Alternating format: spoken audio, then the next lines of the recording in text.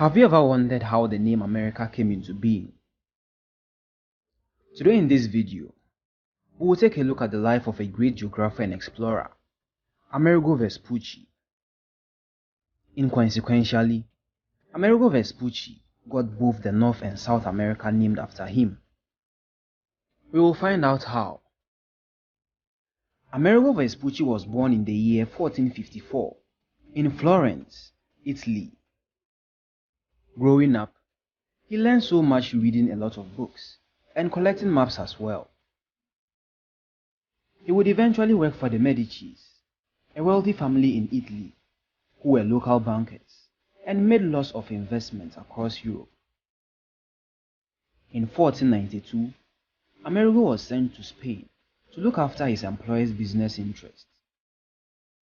While in Spain, Amerigo began working in the shipping industry and ultimately began his first expedition as a navigator in the year 1499.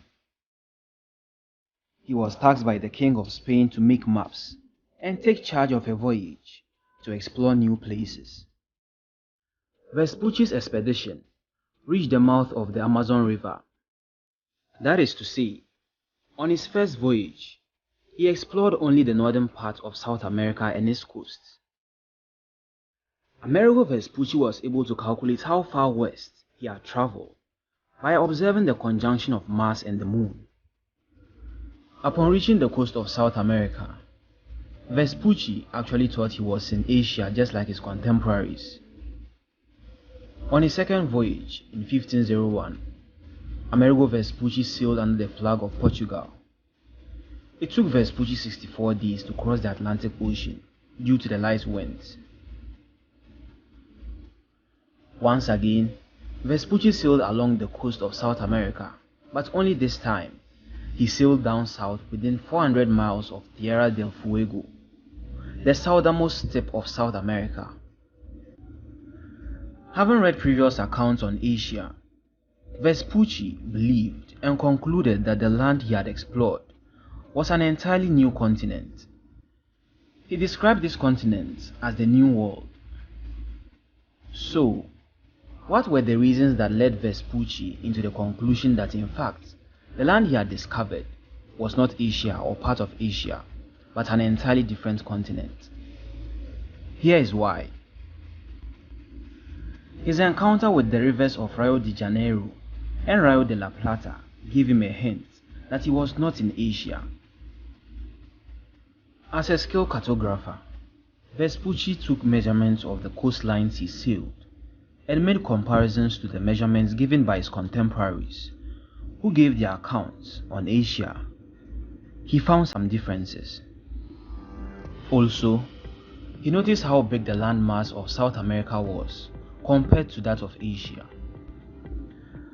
After sailing along the coast of South America, he realized how far south the continent extended. All these led to his conclusion that he was on an entirely new continent. He would then write a letter to his friend in Europe describing his travels and adventures. From the letters, Vespucci was known to be the first to identify the new world of North and South America as separate from Asia. Vespucci also described the culture of the indigenous people, but his focus on their diet and religion made these letters popular.